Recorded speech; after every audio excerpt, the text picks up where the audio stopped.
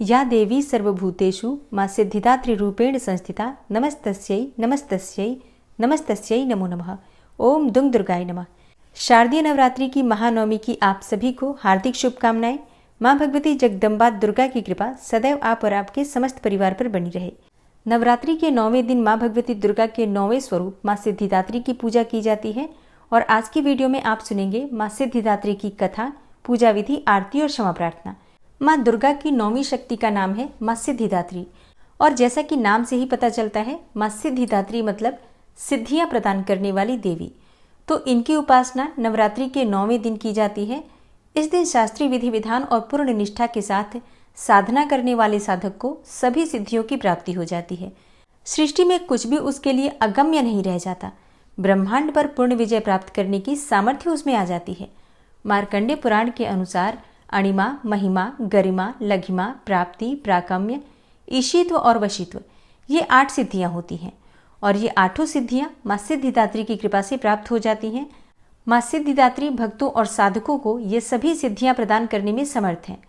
देवी पुराण के अनुसार भगवान शिव ने इनकी कृपा से ही इन सिद्धियों को प्राप्त किया था। इनकी अनुकंपा से ही भगवान शिव का आधा शरीर देवी का हुआ था। इसी कारण वे लोक में अर्धनारीश्वर नाम से प्रसिद्ध हुए थे। मां सिद्धिदात्री का रूप अत्यंत ही दिव्य है। मां का वाहन सिंह है और यह कमल पर भी आसीन होती हैं। इनकी 4 भुजाएं हैं। दाहिने ओर के नीचे वाले हाथ में चक्र, ऊपर वाले हाथ में गदा और बाईं ओर के नीचे वाले हाथ में शंख और ऊपर वाले हाथ में कमल का फूल है। मां सिद्धिदात्री को देवी सरस्वती का भी स्वरूप माना गया है। इन्हें बैंगनी रंग अत्यंत प्रिय होता है। शास्त्रों में तो ऐसा भी कहा गया है कि मां सिद्धिदात्री की कृपा की प्राप्ति के लिए प्रत्येक मनुष्य को प्रयत्न करना चाहिए, निरंतर प्रयत्न करना चाहिए, क्योंकि इनकी आराधना से मनुष्य को सभी प्रकार के सुखों की भी प्राप्ति होती है, सिद्धियों की भी प्राप्ति होती है और समस्त प्रकार के सुखों का भोग भोगने के बाद मोक्ष की भी प्राप्ति होती है। तो मां दुर्गा की कृपा से हर कामना पूरी हो जाती है। इसलिए मां सिद्धिदात्री की पूजा अत्यंत आवश्यक है। नवरात्रि के अंतिम दिन मां सिद्धिदात्री की पूजा होती है। नवरात्रि में 8 देवियों की पूजा करने के बाद 9वें दिन अंतिम दिन मां सिद्धिदात्री की पूजा की जाती है। तो इन सिद्धिदात्री मां की उपासना पूर्ण कर लेने के बाद ही भक्तों और साधकों की लौकिक, पारलौकिक सभी प्रकार की कामनाओं की पूर्ति हो सकती है। मां सिद्धिदात्री की कृपा जिस भक्त पर हो जाती है उसकी ऐसी कोई कामना शेष बचती ही नहीं है जिसे वह पूर्ण करना चाहे। वह सभी सांसारिक इच्छाओं, आवश्यकताओं और स्पृहाओं से ऊपर उठकर मानसिक रूप से मां भगवती के दिव्य लोकों में विचरण करता हुआ उनके कृपा रस पीयूष का निरंतर पान करता हुआ विषय भोग से शून्य हो जाता है। मां भगवती का परम सानिध्य ही उसका सर्वस्व हो जाता है और फिर इस परम पद को पाने के बाद उसे अन्य किसी भी वस्तु की आवश्यकता ही नहीं रह जाती। मां सिद्धिदात्री के चरणों का यह सानिध्य प्राप्त करने के लिए हमें निरंतर नियम पूर्वक मां सिद्धिदात्री की उपासना करनी चाहिए। पौराणिक कथा के अनुसार भगवान शिव ने मां सिद्धिदात्री की कठोर तपस्या करके 8 सिद्धियों को प्राप्त किया था। मां सिद्धिदात्री की अनुकंपा से ही भगवान शिव का आधा शरीर देवी का हो गया था और तभी से भगवान शिव का नाम अर्धनारीश्वर पड़ा था। पौराणिक कथा के अनुसार मां दुर्गा का ये स्वरूप सभी देवी देवताओं के तेज से प्रकट हुआ था। कथा में वर्णन है कि जब दैत्य महिषासुर के अत्याचारों से परेशान होकर सभी देवतागण भगवान शिव और भगवान विष्णु के पास पहुंचे, तब वहां मौजूद सभी देवतागणों से एक तेज उत्पन्न हुआ और उसी तेज से एक दिव्य शक्ति का निर्माण हुआ जिसे मां सिद्धिदात्री कहा जाता है। तो 9वीं तिथि के दिन भी पूजा आपको बिल्कुल उसी प्रकार से करनी है। सुबह आप जल्दी उठेंगे, स्नान इत्यादि से निवृत्त होकर साफ स्वच्छ वस्त्र धारण करेंगे। आज हमें किस रंग के वस्त्र धारण करने चाहिए? देखिए, मां सिद्धिदात्री का प्रिय रंग होता है बैंगनी या जामुनी। ऐसा माना जाता है कि बैंगनी कलर या जामुनी कलर सिद्धि प्रदान करने वाला होता है, आध्यात्म की ओर ले जाने वाला होता है। और इसके अलावा गुलाबी रंग भी मां को बहुत प्रिय होता है, तो आप गुलाबी रंग के वस्त्र धारण करके भी पूजा आराधना कर सकते हैं। लाल, गुलाबी या फिर आप किसी हल्के रंग के वस्त्र धारण करके पूजा कीजिए। शुभ रंगों का प्रयोग आज कीजिए। आज बहुत शुभ दिन है, मां सिद्धिदात्री का दिन है और संपूर्णता है आज नवरात्रि की, तो शुभ रंगों का प्रयोग करना चाहिए। तो स्नान इत्यादि से निवृत्त होकर साफ स्वच्छ वस्त्र धारण करके सबसे पहले भगवान सूर्यदेव को जल अर्पित करना चाहिए। उसके बाद आप अपने घर के मंदिर में आ जाइए जहां पर आपने मां भगवती दुर्गा की चौकी स्थापित की है। अब आपको सबसे पहले सभी देवी देवता जो आपने विराजमान कर रखे हैं उन्हें प्रणाम कीजिए और इसके बाद शुद्ध आसन डालकर चौकी के सामने बैठ जाइए। अपने ऊपर थोड़ा जल छिड़क लीजिए। आसपास जो सामग्री पूजा की है सब पर थोड़ा थोड़ा जल का छिड़काव कर लीजिए और मंत्रोच्चारण करते रहिए। मंत्रों के द्वारा ही हमेशा पूजा प्रारंभ करनी चाहिए। किसी भी मंत्र का जप करते हुए, जैसे कि ओम सर्व मंगल मांगल्ये शिवे सर्वार्थ साधिके शरण्ये त्र्यंबिके गौरी नारायणी नमोस्तुते, आप इस मंत्र का भी जप कर सकते हैं या किसी भी दूसरे मंत्र के द्वारा स्थान का शुद्धिकरण कीजिए। उसके बाद अपने सामने शुद्ध घी का एक दीपक प्रज्वलित कर लीजिए और इसके बाद आपकी पूजा प्रारंभ हो जाती है। सबसे पहले आप गणेश जी का पूजन करेंगे, कलश का पूजन करेंगे, क्योंकि कलश में सभी देवी देवता विराजमान हैं। तो आप सबकी पूजा करने के बाद माँ भगवती दुर्गा की पूजा करेंगे। जैसे कि अगर आपने नवग्रह मंडल स्थापित किया है या षोडश मातृका स्थापित की है, तो इन सबकी पूजा आपको पंचोपचार विधि से धूप दीप नैवेद्य अक्षत पुष्प ये सभी चीजें अर्पित करके करना है। उसके बाद माँ सिद्धिदात्री की पूजा करनी है।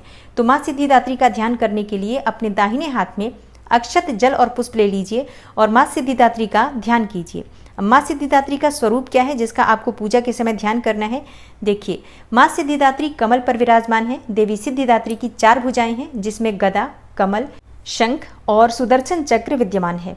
मान्यता है कि माँ दुर्गा की 9वीं शक्ति देवी सिद्धिदात्री की पूर्ण श्रद्धा से अगर आराधना की जाए तो अष्ट सिद्धियों की प्राप्ति हो जाती है, नवनिधियों की प्राप्ति होती है, बुद्धि और विवेक की प्राप्ति होती है। गंधर्व, किन्नर, नाग, यक्ष, देवी देवता और मनुष्य सभी इनकी कृपा से सिद्धियों को प्राप्त करते हैं। इसलिए माँ को सिद्धिदात्री कहा जाता है।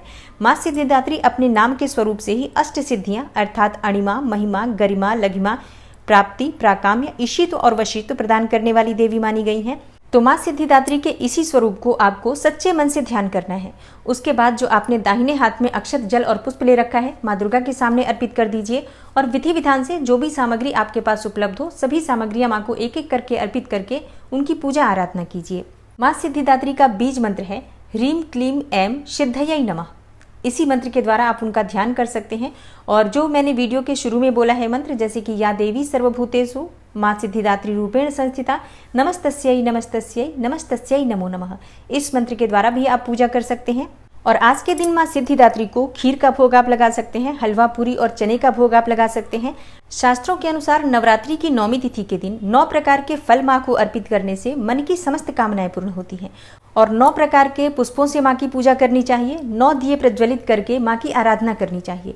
तो बहुत महत्वपूर्ण होती है नवरात्रि की 9वीं तिथि। आज के दिन अगर आप इन उपायों को करते हैं तो निश्चित ही आपको माँ सिद्धिदात्री की कृपा से समस्त प्रकार की कामनाओं के पूर्ण होने का वरदान प्राप्त होता है।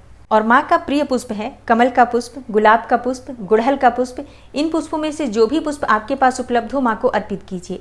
अगर आप 9 रंग के पुष्प अर्पित कर पाते हैं तो अत्यंत श्रेष्ठ होगा, नहीं तो जो भी पुष्प आपके पास उपलब्ध हो उसी पुष्प को आप 9 की संख्या में माँ को अर्पित कीजिए। मतलब 9 पुष्प माँ को अर्पित करके उनसे प्रार्थना कीजिए तो निश्चित ही आपकी कामना पूर्ण होती है। पूजा विधि विधान से करने के बाद माँ की आरती कीजिए। लौंग और कपूर से आरती आप कर सकते हैं या फिर शुद्ध घी के दीपक में भी आप थोड़ा सा कपूर डालकर माँ की आरती कर सकते हैं।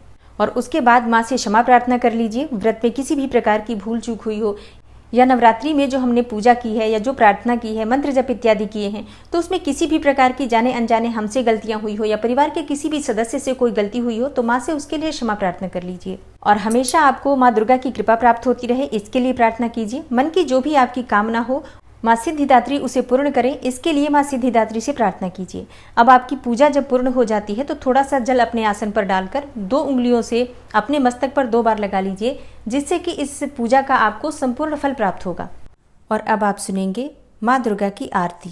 ओम जय अम्बे गौरी मैया, जय श्यामा गौरी मैया जी को निश दिन ध्यावत, तुमको निश दिन ध्यावत, हरि ब्रह्मा शिवरी ओम जय अम्बे गौरी।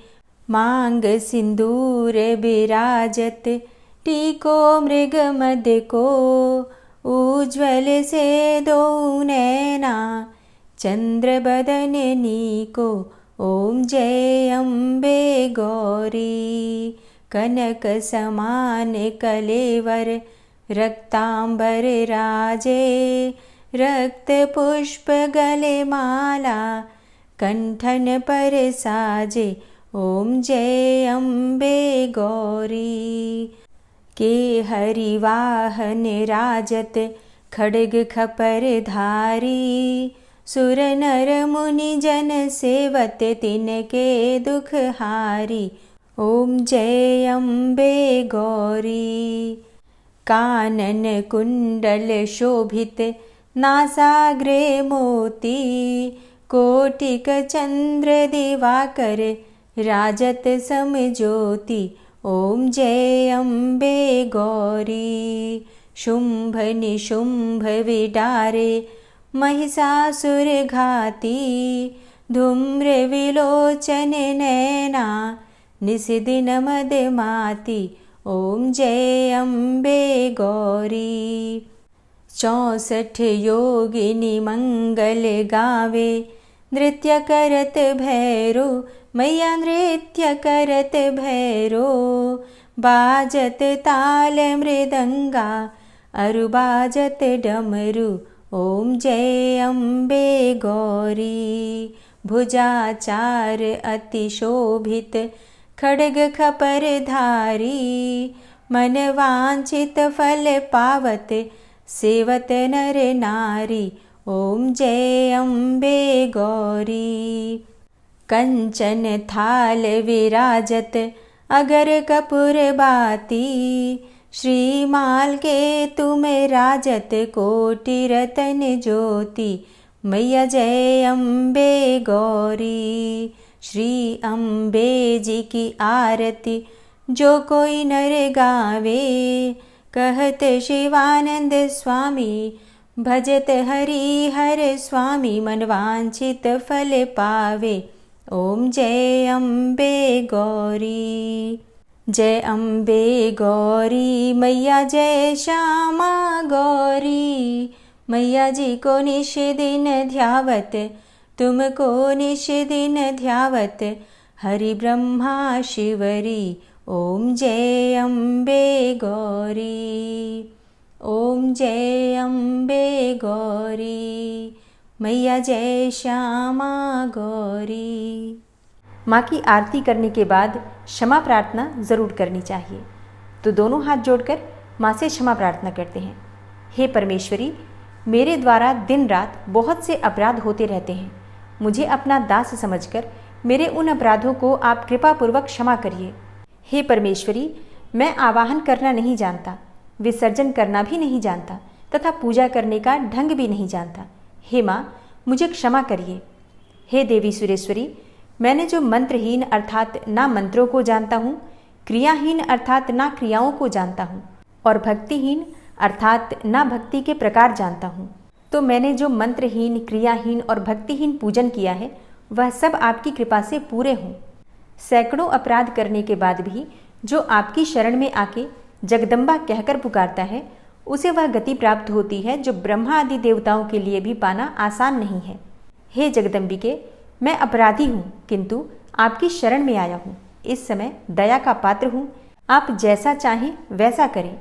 हे देवी परमेश्वरी, अज्ञानवश भूल से या बुद्धि भ्रष्ट होने के कारण मैंने जो भी न्यूनता या अधिकता कर दी हो वह सब क्षमा करें और प्रसन्न हो।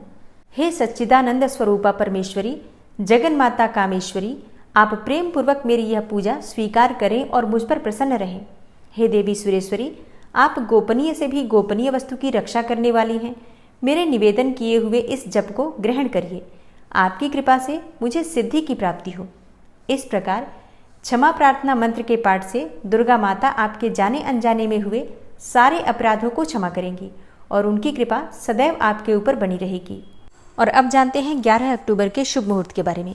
देखिए, 11 अक्टूबर को सूर्योदय काल का समय रहेगा सुबह 6:17 पर और सूर्यास्त का समय है शाम को 6:01 पर। नौमी तिथि प्रारंभ हो रही है 11 अक्टूबर को दोपहर में 12:07 पर और नौमी तिथि का समापन होगा 12 अक्टूबर को सुबह 10:58 पर। 11 अक्टूबर को अभिजीत मुहूर्त का समय रहेगा सुबह 11:52 से दोपहर 12:34 तक और ब्रह्म मुहूर्त का समय है सुबह 4:07 से सुबह 5:05 तक।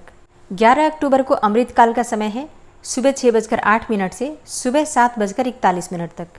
ये सभी शुभ मुहूर्त हैं जिस समय में आप पूजा आराधना कर सकते हैं, मंत्रों का जप कर सकते हैं, कन्या पूजन भी कर सकते हैं और हवन भी कर सकते हैं। अब एक ऐसा समय जिस समय में आपको कोई भी शुभ काम नहीं करना है वो रहेगा राहु काल का समय, जो कि सुबह 10:30 से दोपहर 12 बजे तक रहेगा।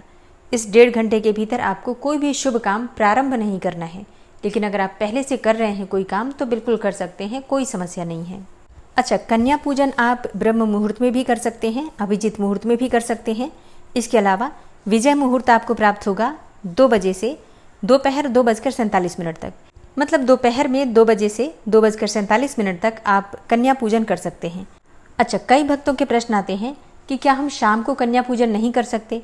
जी हाँ, कर सकते हैं। शाम को कन्या पूजन का शुभ मुहूर्त नोट कीजिए।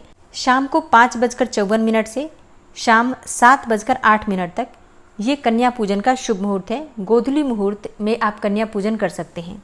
अब बात करें हवन के शुभ मुहूर्त के बारे में, तो देखिए, वैसे तो आप अष्टमी में भी हवन कर सकते हैं, लेकिन नवरात्रि का जो विशेष हवन होता है नवमी में किया जाता है, नवमी तिथि में किया जाता है।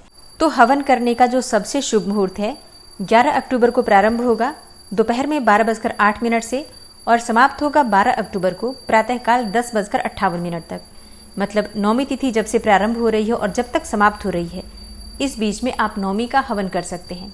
नवरात्रि के समापन होने पर दुर्गा जी का विसर्जन किया जाता है। मतलब जो लोग दुर्गा जी की मूर्ति लाकर अपने घर में स्थापित करते हैं या पांडाल में भी स्थापित की जाती है जो मूर्ति, जैसे कि माँ दुर्गा के मिट्टी का विग्रह अगर आप स्थापित करके पूजा कर रहे हैं नवरात्रि में या फिर पांडाल में स्थापित है, तो ऐसे में विसर्जन का जो शुभ मुहूर्त आपको प्राप्त होगा 12 अक्टूबर को प्राप्त होगा। इस दिन दोपहर में 1:17 से दोपहर 3:35 तक दुर्गा विसर्जन का शुभ मुहूर्त है। तो दोस्तों, ये है आज की वीडियो। उम्मीद करती हूँ आपके लिए उपयोगी होगी। अगर वीडियो पसंद आई हो तो लाइक कीजिए, शेयर कीजिए और चैनल पर पहली बार आए हैं, अगर अभी तक आपने चैनल को सब्सक्राइब नहीं किया है तो आज की वीडियो अगर आपको अच्छी लगे तो चैनल को सब्सक्राइब करके बेल आइकन को ज़रूर प्रेस कर लीजिए। इससे ये होगा कि इस चैनल पर जो भी नई वीडियो अपलोड होंगी उनकी नोटिफिकेशन आपको सही समय पर प्राप्त होगी। मिलती हूँ मैं आपसे अगली वीडियो में, तब तक के लिए जय श्री राधे।